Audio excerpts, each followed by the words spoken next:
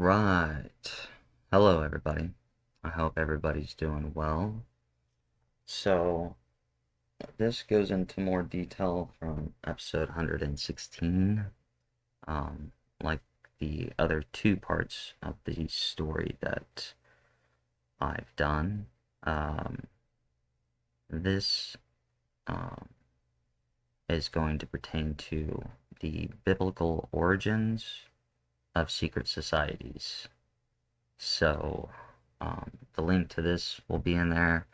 I go into a little bit more detail in this that we didn't have time to on Brian's podcast, Searching for Political Identity.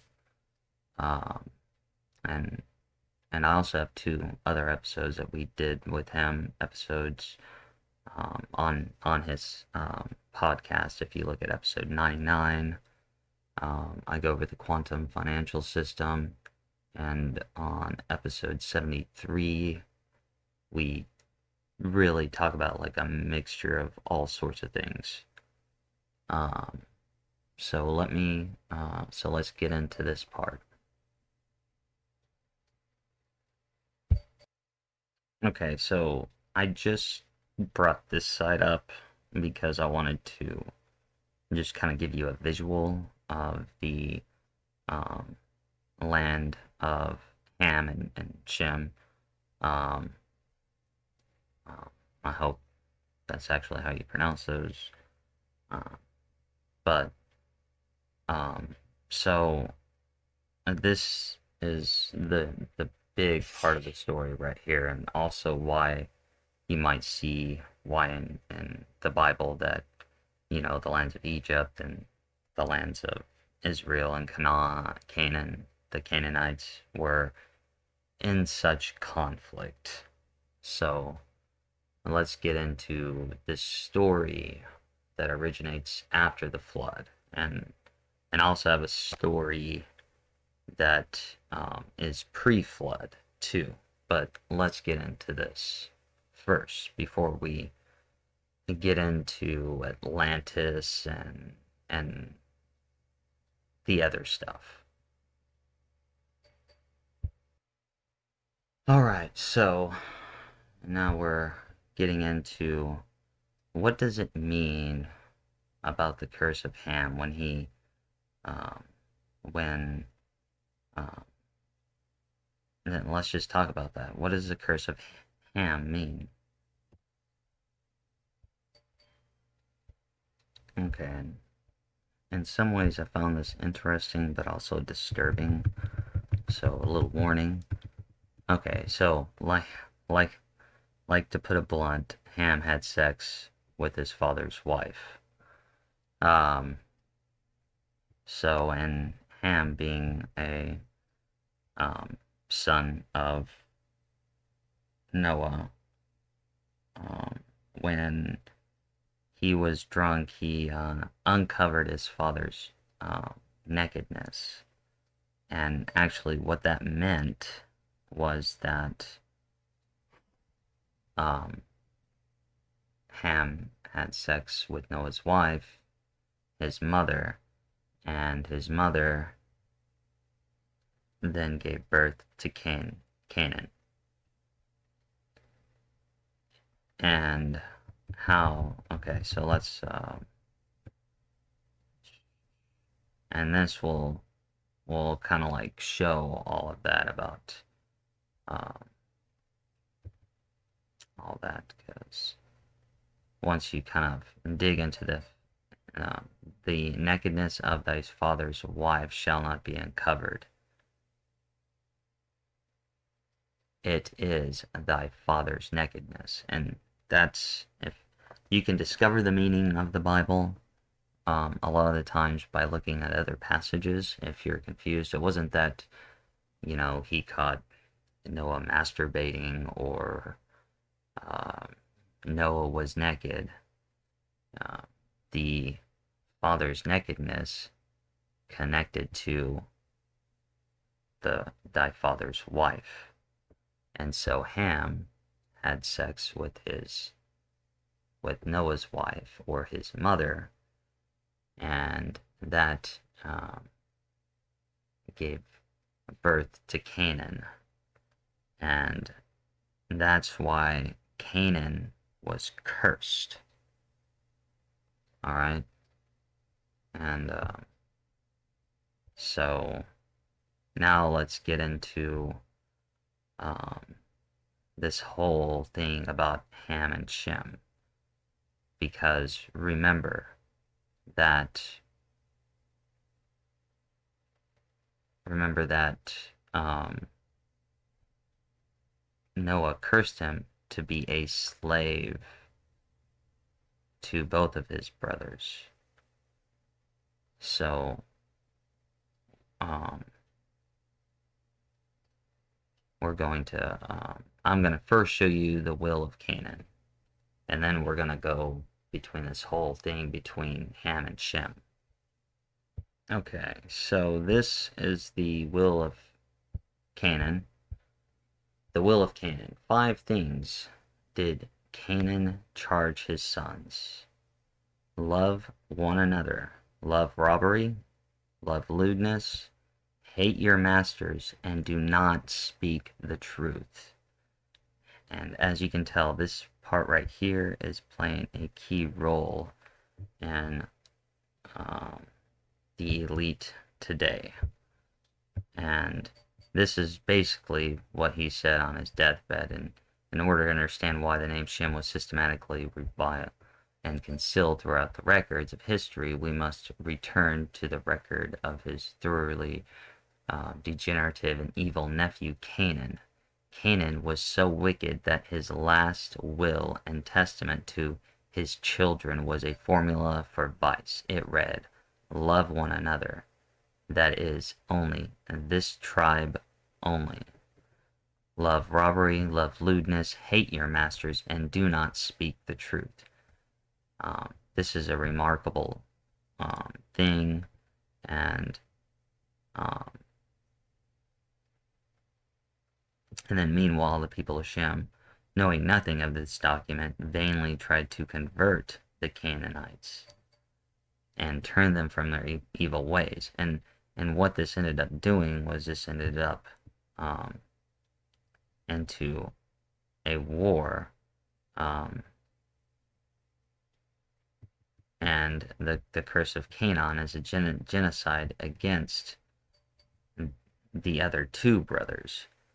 And that's where you see the continuation of this whole thing today. And the people of Shem never understood this. And if you think about it,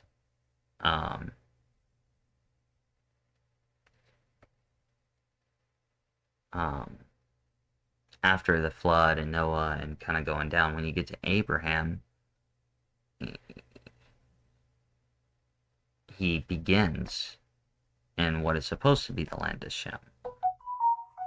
But it's not the land of Shem. The land of Shem had been taken over by the Canaanites and the Phoenicians. The Phoenicians and the Canaanites are similar, and they also think that the Phoenicians and Troy were similar. And if that's the case, then after Troy, there were 2 places where they were said to have gone. The Trojans, when they left, went to Rome and possibly England as well, but definitely Rome. They're supposed to be the founders of Rome, and also they also founded Carthage. And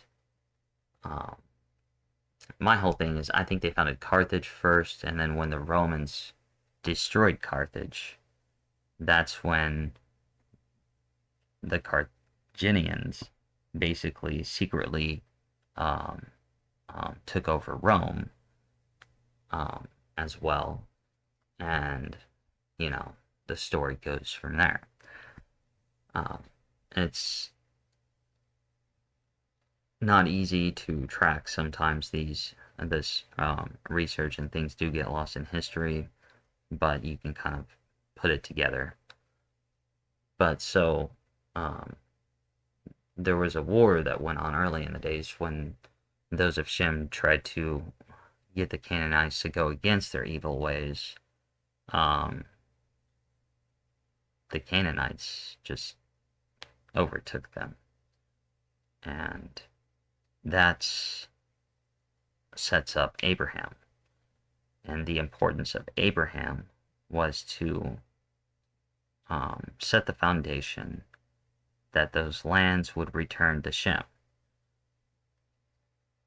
And that's where Moses eventually comes into play, um, freeing, because Egypt is a land of Ham, and so you see how um, Shem would have been um, in servitude of Ham in Egypt, but Moses freed them out of those lands and to reclaim the lands that were supposed to be rightfully Shem's. And that's what the story of Abraham and Moses is about. You know, I don't think they really teach that very well in um, um, in any church. And I've read the Bible a lot. Um, so I just wanted to kind of show you where this origin goes. And now we'll get into more, just a little bit about the War of Shem.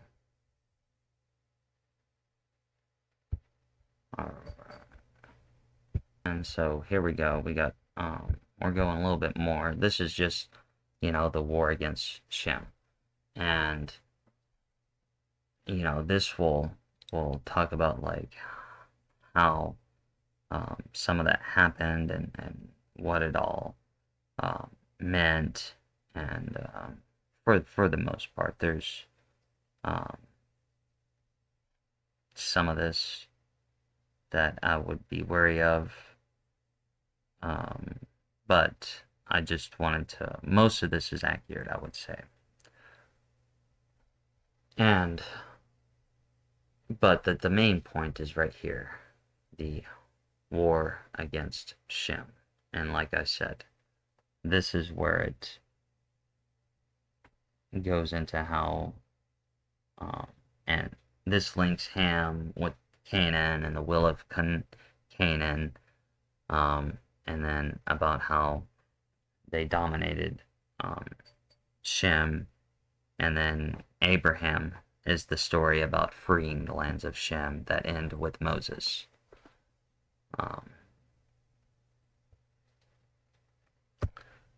So now that we're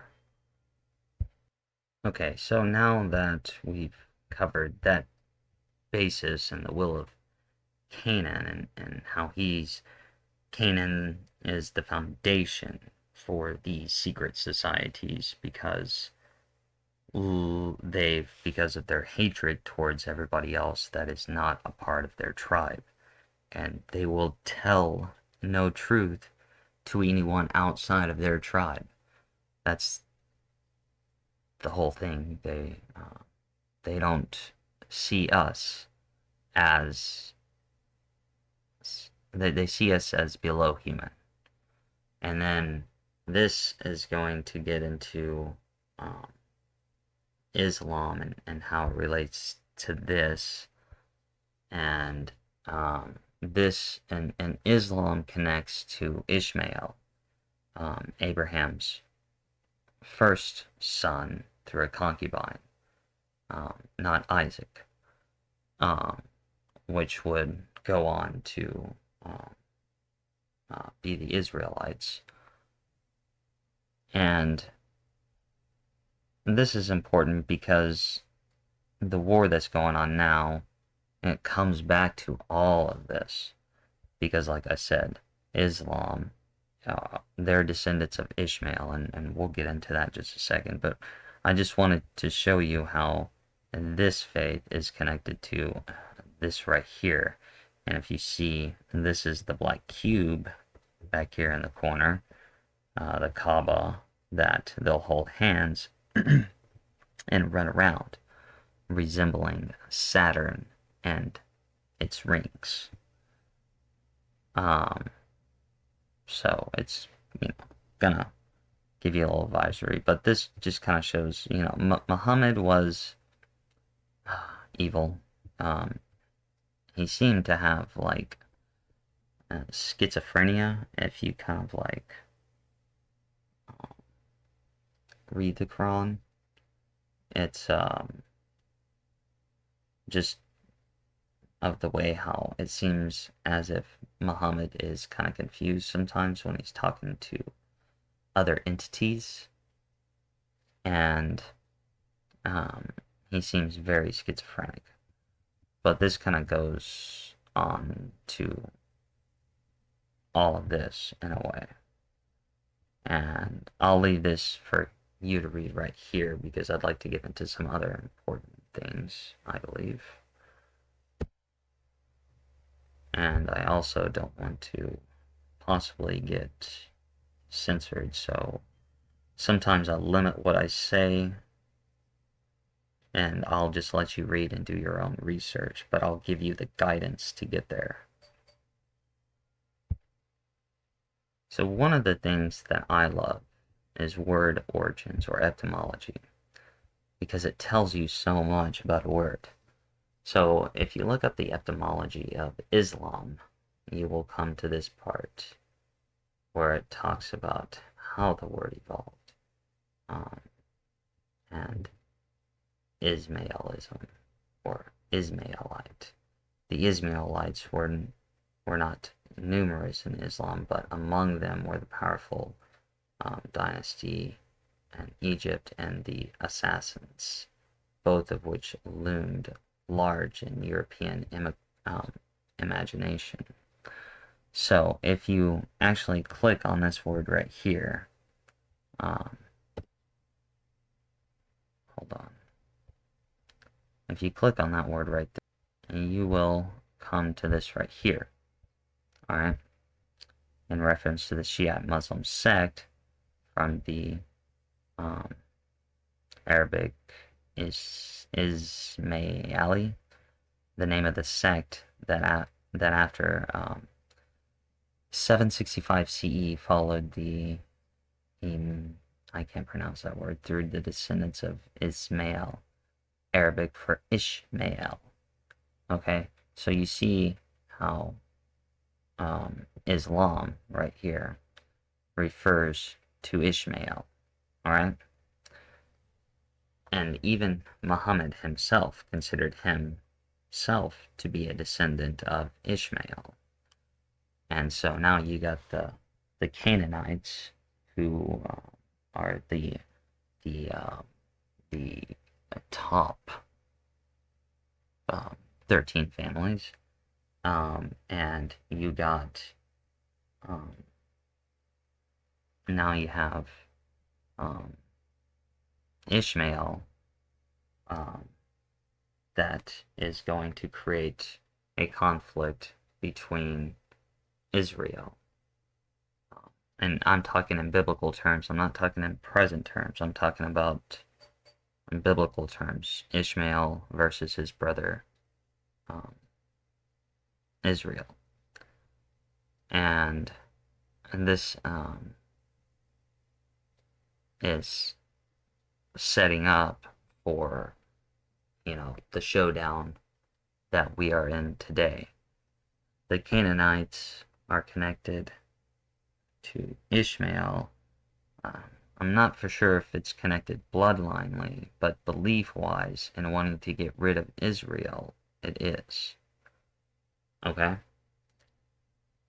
And then soon we'll see how all this connects to communism. And that's where we'll get into the present-day secret societies.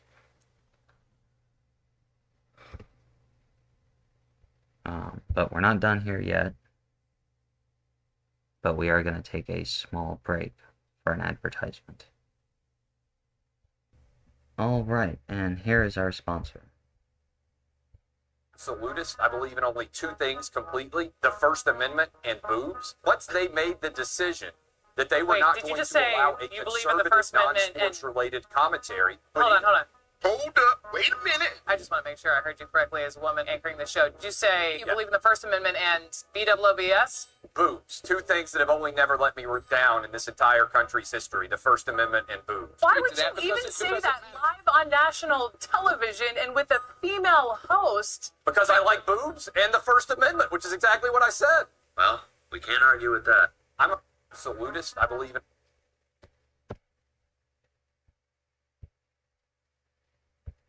Okay, and that's right. Today the sponsor is the First Amendment and boobs, because you just can't go wrong with that. So, alright, so Muhammad was... Okay, if you look up the etymology of Muhammad, here's another thing that's very interesting. You know, his name was actually Mahomet.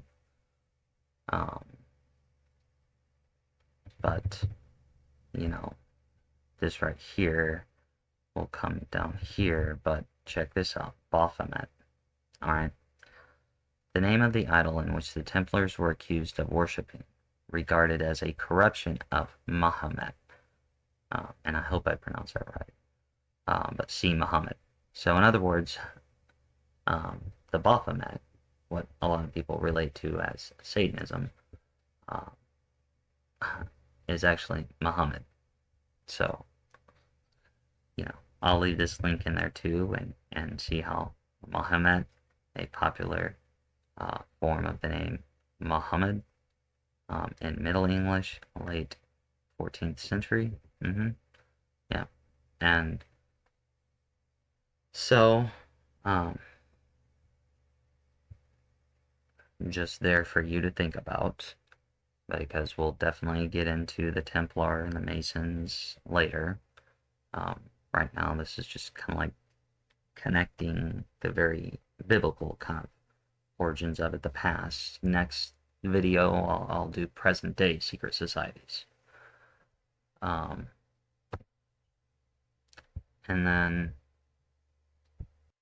now, we come to Nimrod.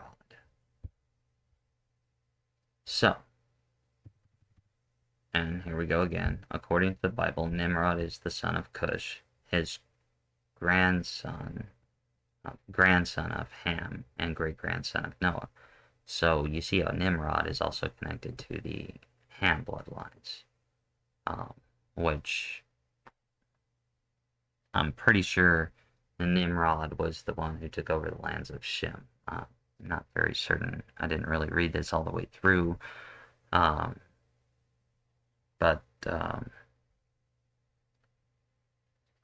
it's interesting that Cush is connected to the word chaos.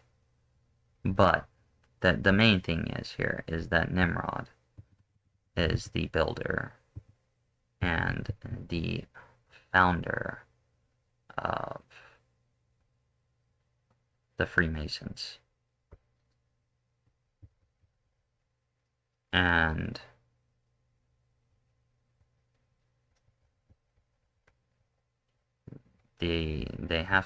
Masons have to take an oath, or they used to. I'm not sure if they do, but the old oath was basically spoke about how they were dedicated to Nimrod.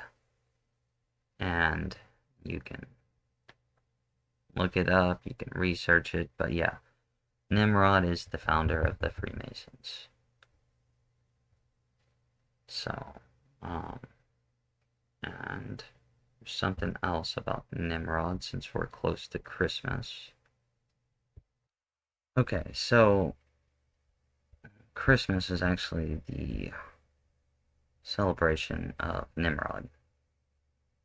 Sorry to disappoint you guys, but the legendary symbol for Nimrod is X.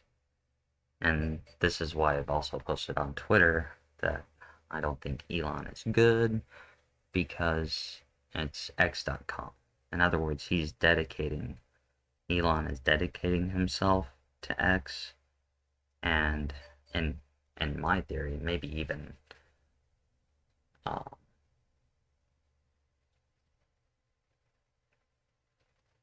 maybe even denoting that he is the reincarnation of Nimrod. I'm not for sure whether it's a dedication or trying to establish that they're here to, you know, take over the world, but X is Nimrod's symbol. So I just wanted to leave you with that. So don't use the word Xmas because you're just morally invoking Nimrod right there. Alright?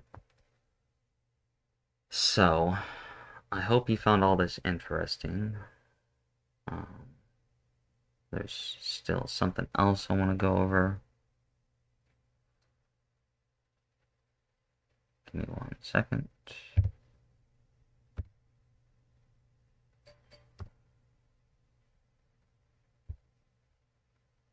There is an individual who gave this to me when I was talking about things. So we're just focusing on right here. I haven't really, I don't know about, some of this. I haven't really dug too much into deep dives on any of this. I'm just focusing on this right here.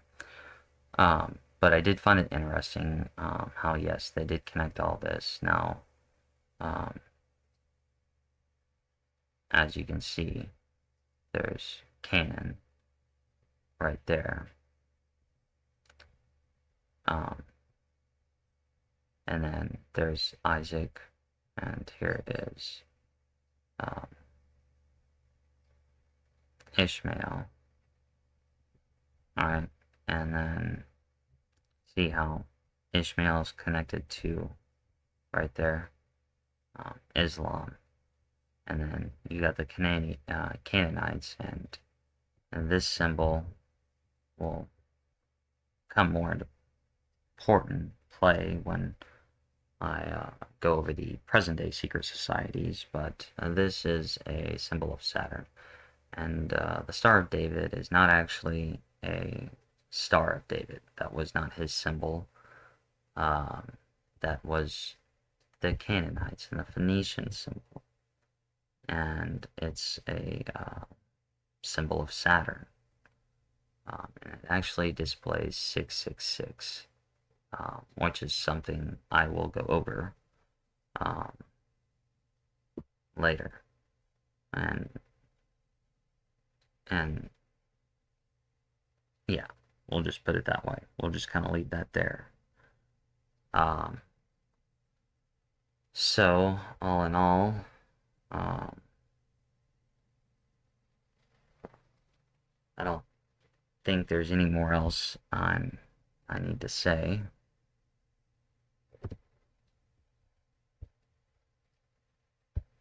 Alright, so there's nothing else I need to say.